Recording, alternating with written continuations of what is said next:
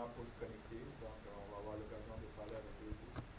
Donc, vous voyez une dernière carte ici de l'Afrique et tout. Les pays en rouge, ben, c'est les pays où il n'y a pas d'entreprises qui ont eu des fonds, des startups en démarrage ou en légère croissance et tout. Il n'y a eu aucun fonds où ça n'a jamais été parlé et tout. Donc, on a fait nos recherches et tout. Depuis 2019, il y a eu 1950 startups qui ont levé des fonds en Afrique. Donc, à peu près 17,2 milliards de dollars américains qui ont été annoncés publiquement. Mais il y a 19 pays qui n'ont eu aucun levé de fonds. On parle de la Burundi, le Côte d'Ivoire, la Centrafrique, les Comores, le Congo, le Djibouti, la Guinée, la Guinée équatoriale, l'Érythrée, le Gabon, le Gambie, le Guinée-Bissau. Je peux continuer le Soudan, la Mauritanie. D'ailleurs, la Mauritanie, je ne savais pas. Donc, il y a rien qui se passe là-bas. Donc c'est ça. Et c'est quand même une triste réalité. Et donc, ma dernière question, je vais la lancer en député. Dans le politique. L'enjeu politique là-dedans.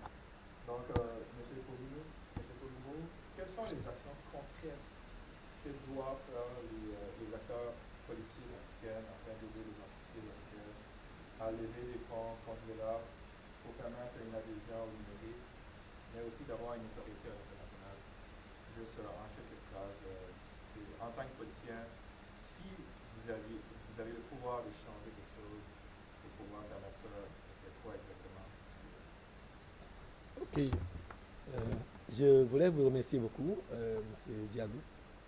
Et je voudrais aussi remercier le Québec pour l'organisation d'une telle rencontre, puisque je suis un produit du Québec, bien que je suis d'origine guinéenne. J'ai fait ma maîtrise à l'Université de Concordia. Mon nom c'est Dominique Romou.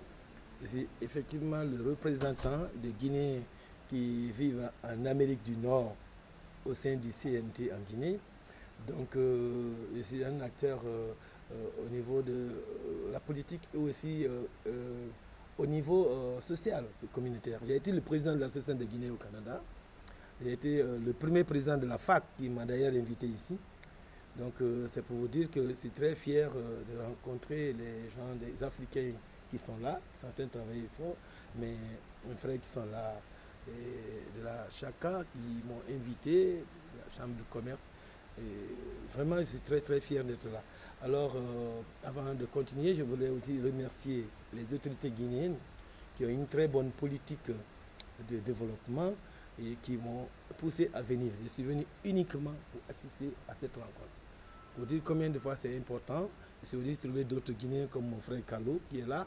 Et nous avons décidé qu'arriver en Guinée, nous nous donnions la main, nous qui avons assisté à cette rencontre, pour sensibiliser les autorités d'abord. Parce que quand vous me demandez qu'est-ce qu'on doit faire, il faut d'abord commencer par la sensibilisation. Donc il faut sensibiliser les autorités, et en commençant par le président de la République, le général Mamadi Doumbouya, qui a eu confiance en moi pour m'intégrer au CNT, parce qu'il a choisi toutes les couches sociales, y compris chaque représentant de chaque continent, c'est pour qu'on puisse apporter des expériences de ces pays en Guinée. Et arrivé en Guinée, notre président du CNT, honorable Dansa Nkrumah, lui aussi, il a créé un bureau. Il a introduit un bureau de l'intelligence artificielle au sein du Parlement. Donc on veut, il m'a demandé de prendre des informations qu'on a besoin d'utiliser pour le développement des activités parlementaires à travers l'intelligence artificielle. Donc je serais curieux de demander ces informations ici avant de partir la fin de la semaine. Et aussi, je voulais aussi vous dire que la première des choses, si les autorités ne connaissent pas ce que nous faisons, on ne pourra pas. Donc on a certains ministres qui sont en contact avec nous, qui sont curieux de savoir. C'est parce que j'étais content de prendre la photo avec le robot féminin, parce que c'est visuel et qui voit exactement qu'est-ce qui se passe. Parce que beaucoup ont entendu parler pour la première fois de l'intelligence artificielle, mais ils ne comprennent pas c'est quoi. Or, utiliser la technologie pour nous faire développer tous les systèmes, ce n'est pas facile. Il faut que les acteurs d'abord comprennent. Ensuite, il faut sensibiliser les entrepreneurs à utiliser la technologie. Je voyais mon frère dire que quand on entreprend, on doit connaître les gens avec lesquels on entreprend, c'est vrai. Et ma présence ici, avec ma maîtrise, on a pu développer, j'ai pu participer au développement d'un logiciel qu'on appelle Isios, qui nous a permis de nous connecter au niveau international. Parce que j'ai une ONG internationale qui connecte les différentes communautés du monde. Vous voyez, je peux vous donner la copie, qui connecte les différentes communautés du monde avec leurs différentes expériences. Ici, on partage ces expériences pour faire développer les communautés qui n'en ont pas ou qui en ont très peu. Donc, ce côté-là, on est en train de développer et on a aussi créé une entreprise pour pouvoir, ici au Québec, qu'on appelle CIRETA, le Service international de représentation en technologie et en affaires. Donc, on a créé ça au Québec et on a créé aussi une branche en Guinée, ce qui permet de connecter les deux pays. Alors, le travail à faire, c'est d'abord sensibiliser les communautés, mais aussi les former. Les former, comme on est avec nos frères qui sont ici, on veut les former nos autorités et nos communautés et sensibiliser la population intellectuelle à pouvoir aider les autres, parce qu'il y a un grand taux d'illettrés, d'analphabétisme en Guinée. Alors, comment réduire cela?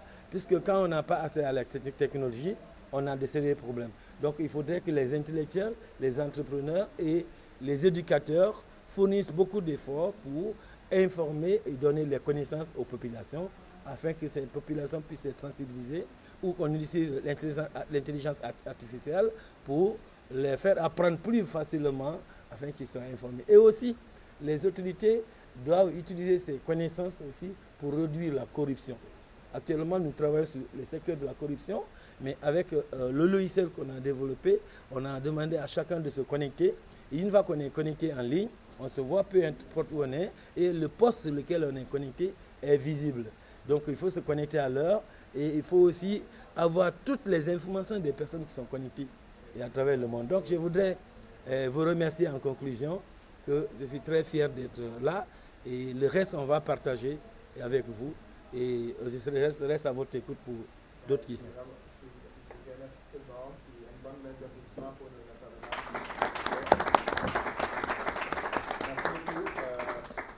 Un peu de temps parce qu'on va le serrer. Il y a d'autres personnes qui doivent prendre la salle du coup, on est en retard. Je vous propose que juste dans le corridor ou dans l'allée, on peut échanger, discuter un peu, ça ne me dérange pas. Je vous remercie tout le monde. Pour prendre la photo. Hein.